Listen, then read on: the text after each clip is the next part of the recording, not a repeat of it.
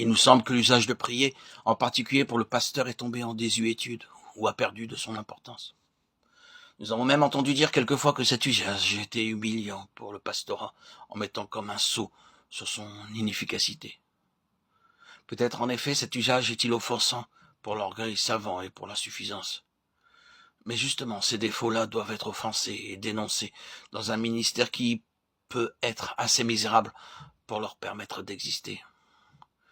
La prière pour le prédicateur n'est pas seulement le devoir de sa profession, ni même un privilège, mais aussi une nécessité, dont il ne peut pas plus se passer que ses poumons ne peuvent se passer d'air. C'est une nécessité absolue qu'il prie, et c'est aussi une nécessité absolue que l'on prie pour lui. Ces deux axiomes ne peuvent être désunis.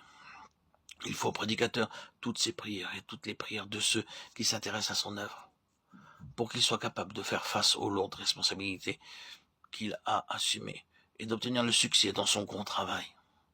Le vrai pasteur, après la culture de l'esprit, la prière pour lui-même, désire avec ardeur, sous leur forme la plus intense, les prières du peuple de Dieu. Plus un homme est saint, plus il estime la prière.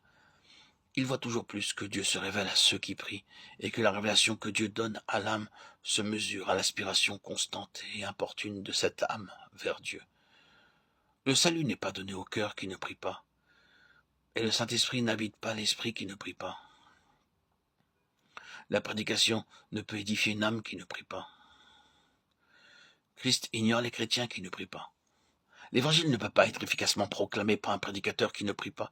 Les talents, les dons, l'éducation, l'éloquence, l'appel de Dieu ne peuvent amoindrir le besoin de la prière.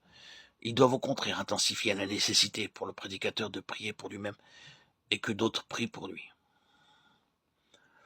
Plus il se rendra compte de la nature de la responsabilité et des difficultés de son travail, plus il verra et plus il sentira s'il est sérieux. La nécessité grandissante de prier lui-même et de demander aux autres de le soutenir par leur prière.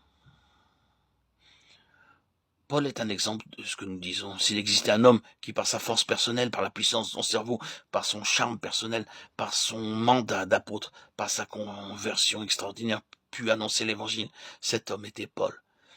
Il était un exemple frappant que le prédicateur doit être porté par la prière, et aussi par les prières des autres saints, afin que son ministère soit largement fructueux.